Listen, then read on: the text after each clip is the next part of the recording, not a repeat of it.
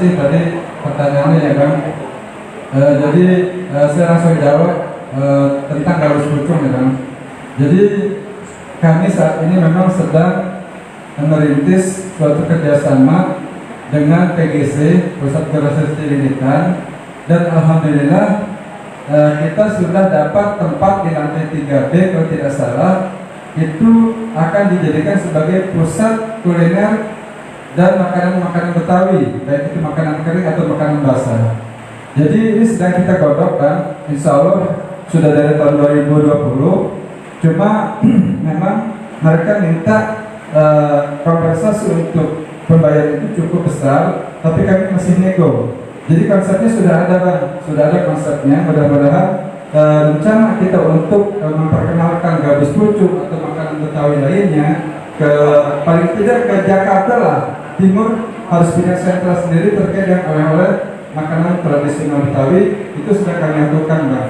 Jadi kami juga kemarin sudah memanggil beberapa pengusaha dan teman-teman dari Condet terkait dengan rencana tersebut Bang. Jadi sudah kami panggil dan tampaknya mereka antusias untuk mendukung kegiatan-kegiatan kita.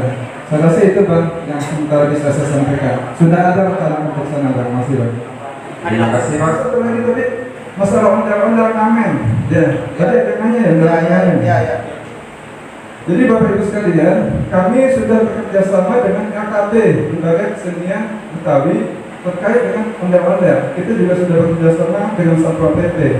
Tapi ternyata berdasarkan hasil uji yang kami lakukan, orang-orang yang melakukan ngamen dengan ondel-ondel itu bukan orang Jakarta umumnya. Mereka adalah pendatang beragam yang mereka tidak punya skill, tidak punya pekerjaan, tapi mereka butuh makan dengan situasi seperti ini. Akhirnya setelah ketangkap ya sudah, kita juga tidak bisa berbuat banyak. Ini masalah kemanusiaan gitu loh. Jadi susah Mbak, susah. Kita mau menangkap mereka, menindak, tapi itu kita peringatkan gitu. Tapi yang orang lapar kan tiap hari Pak. Kalau tidak kita satu hari 3 kali makan atau 2 kali makan. Mereka belum tentu juga bisa makan gitu. Ini masalah kembali kepada masalah perut itu. Jadi mohon teman-teman juga bijak mensikapi hal seperti ini. Bukan kami tidak bertindak, bukan kami tidak bersikap. Kami sudah bekerja sama dengan beberapa stakeholder, termasuk antara Satpol PP, LKP dan sebagainya dengan yang lain. Tapi itu susah untuk dilakukan sampai saat ini untuk menyelesaikan itu karena situasi pandemi COVID. Saya rasa itu yang terkait dengan masalah ondel-ondel. Ada lagi Bang?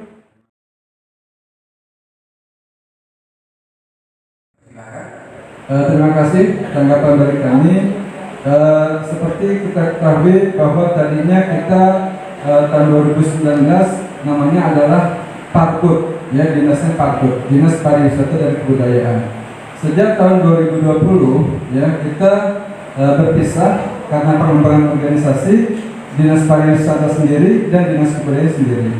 Pada waktu kegiatan-kegiatan di Parkut saat itu sampai akhir tahun 2019 memang boleh dibilang kita hanya konsen ya, bukan saya ya, organisasi pada waktu itu hanya konsen untuk kegiatan-kegiatan yang lebih kepada pariwisata, bukan kepada pembinaan seni budayanya gitu Bang. Jadi sekarang ya kami juga sudah berkoordinasi dengan wayang dalang-dalang wayang kulit Betawi, seperti salah satunya adalah Semujaja di Cakung.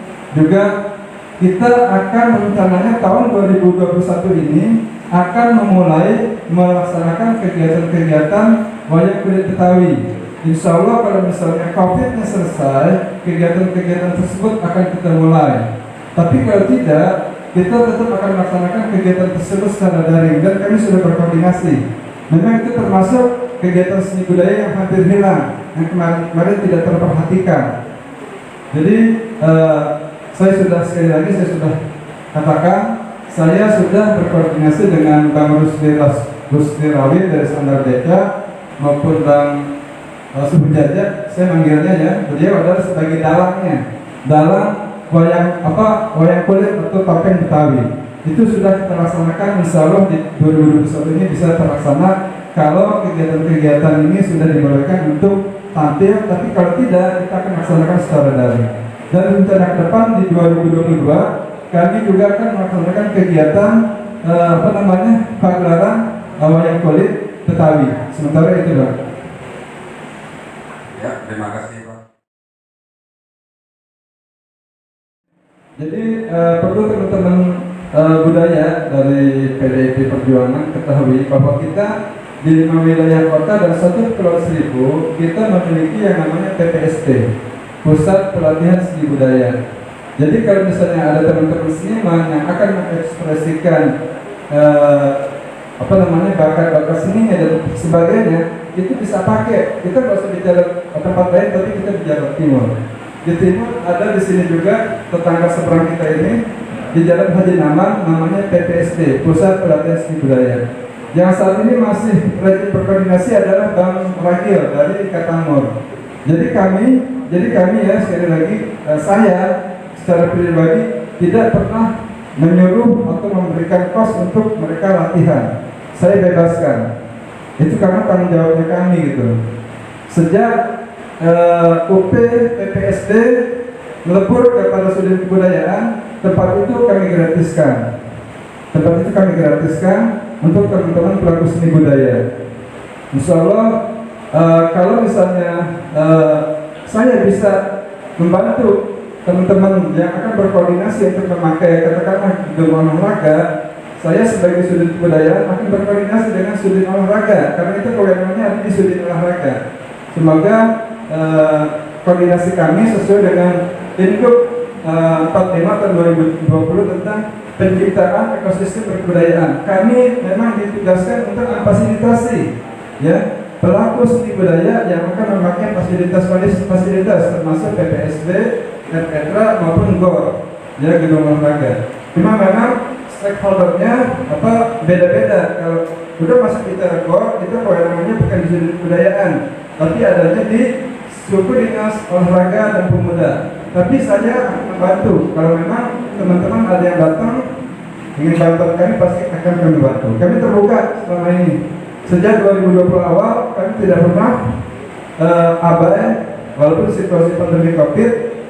Kegiatan 2020 saya laksanakan tanpa APBD, teman-teman semua. Saya melaksanakan itu tanpa APBD. Ya. Jadi kegiatan kunjungan sanggar sampai dengan bulan ini saya lakukan tanpa APBD. Alhamdulillah saya laksanakan dengan uang yang kami terima bersama dengan teman-teman, ada mereka saksi-saksinya di situ. Itu kami kunjungi sanggar-sanggar, kita kasih motivasi, kita kasih kenang-kenangan, kita kuatkan mereka dalam rangka menghadapi situasi pandemi COVID. Sekali lagi tanpa APBD. Begitupun yang kami lakukan terkait dengan Gorontalo. Kemarin kami berangkat 17, 18, 19 Magelang, itu biaya pribadi juga. Karena apa? Saya kepengen timur dikenal. Saya kepengen Gorontalo diangkat sebagai warisan budaya tak benda. Dan itu nanti nilainya akan menjadi banyak pada masyarakat itu sendiri. Bisa dibuat souvenir, golok atau apa. Terus nanti itu akan menjadi festival tahunan. Sehingga nantinya rencana kami dengan Pak Camat Cakung, Pak Salahuddin, kami akan membuat semacam bukan padepokan, itu sih namanya. Kita akan membuat suatu tempat di mana di dalamnya nanti ada rumah adat Betawi, di mana itu digunakan oleh teman-teman seni budaya untuk memanfaatkan itu. Di sekitarnya nanti ya akan kita gunakan juga untuk dagangan-dagangan kuliner Betawi tanahnya gitu.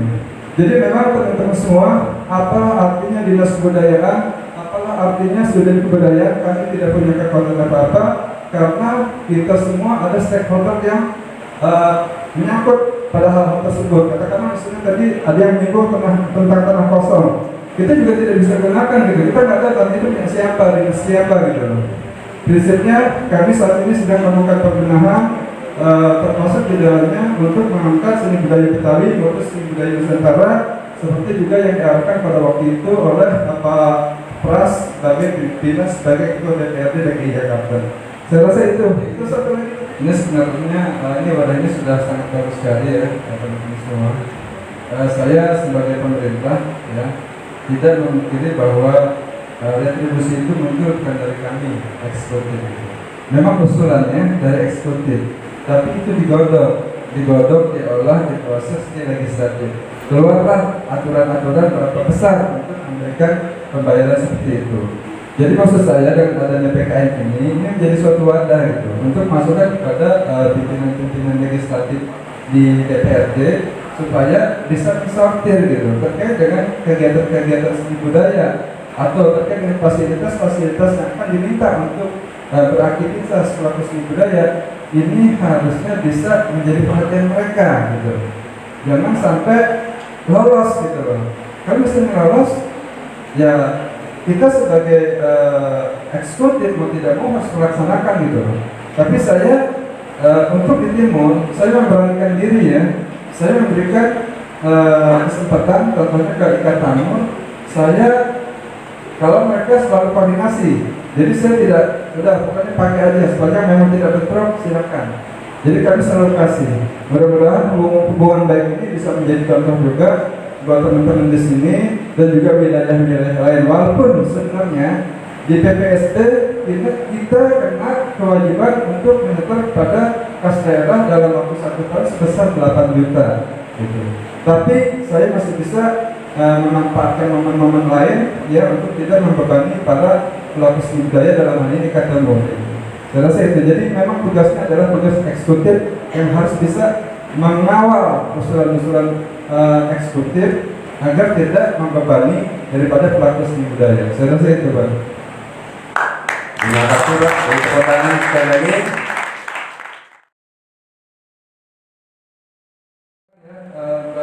Tadi silakan. Ya. Jadi terkait dengan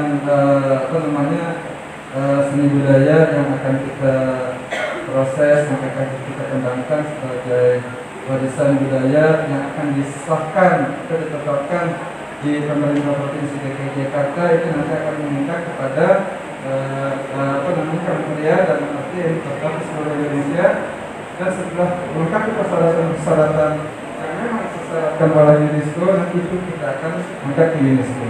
Yang saat ini saya lakukan tadi Mbak, ini 2019 Gorok Cakung tidak bergerak, tidak jalan sama sekali, boleh dibilang jalan di tempat. Begitu Dinas Kebudayaan 2020 mandiri sebagai Dinas Kebudayaan, saya berinisiatif ya agar bagaimana Gorok Cakung bisa diangkat sebagai benda cagar budaya. Yang pertama, yang kedua, silatnya juga Mbak, silatnya juga kami kemarin sudah mengkoordinasikan untuk mereka ya memulai memberikan video-videonya, latihan-latihannya terkait dengan silat-silat cakung. Di mana silat aliran di cakung itu dia campuran antara kungfu dan silat gaya ngomong, karena memang di situ ada saudara kita yang orang-orang Cina pada waktu itu yang sampai ceritanya di cakung. Jadi itu kemarin saya dilihat, diperlihatkan, diperagakan bagus banget. Nah itu yang akan kami angkat 2 saat ini. Terus yang satu lagi adalah batu penggilingan. Batu penggilingan, insya Allah itu sudah rapat-rapat di UP PKJB. Namanya UP, Unit Pelaksana Pusat Konservasi Cagar Budaya. Itu sudah dilaksanakan. Jadi setiap hari Rabu kami rapat. Dan rencananya hari Rabu besok, Rabu minggu ini ya, saya sudah akan memanggil mereka-mereka untuk sidang harta di kantor saya di Sudin. Terus kami juga sedang meminta koordinasi dengan arkeolog dari Borobudur, dari Leperang, agar mereka juga ikut dalam acara Zoom meeting, agar mereka bisa memberikan kesaksian terkait dengan gorok tersebut. Jadi memang ini adalah hal yang luar biasa. Tidak ada gorok yang, mohon maaf, tidak ada gorok yang boleh dibilang memiliki kandungan batu meteor. Ini baru ditemukan di Taiwan, ini kami akan makan itu. Mudah-mudahan Mbak, mungkin sekarang kami punya keinginan dan komunikasi juga mendukung. Semoga nanti proses ini tidak akan lama lagi dan Gorok Cakung akan bisa menjadi warisan cagar budaya. Saya rasa itulah ya proses. Terima kasih Pak.